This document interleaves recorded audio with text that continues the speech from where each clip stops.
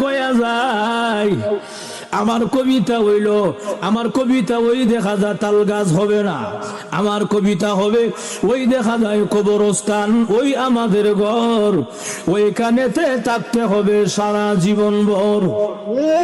আর জোরে কান, ওই দেখা যায় কবরস্থান, ওই আমাদের ঘর, ওইখানেতে থাকতে হবে সারা জীবন ভর। ও কবর তুই চাস কি? টাকা পয়সা নেসনি, সুদ ঘুষ কাসনি বলে না, টাকা পয়সা নেই না, সুদ ঘুষ খাই না, মুমিন বান্দা পাই না, একজন যদি পাই এমনি জান্নাতের বাগান হয়ে যায়।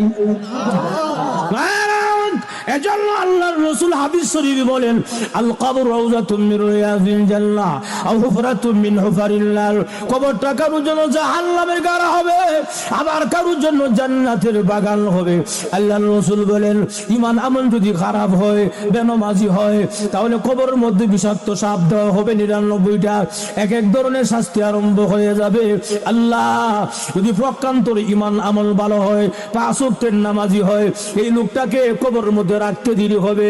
একজন ঘোষণাকারী ঘোষণা দিবে, ও আলবিসুহু মিনাল জান্নাহ ও আফরিসুহু মিনাল জান্নাহ, রাস্তারা আমার বান্দাকে জান্নাতি পোশাকটা পরায়া দে, আমার বান্দাকে জান্নাতি বিছানা বিছায়া দে, এবং কবর থেকে একটা ছিদ্র কইরা দে, জানালা কইরা দে জান্নাত বরাবর, যেন আমার বান্দা কবরে ঘুমায়া ঘুমায়া জান্নাতের আরামায়েশ ভোগ করতে পারে।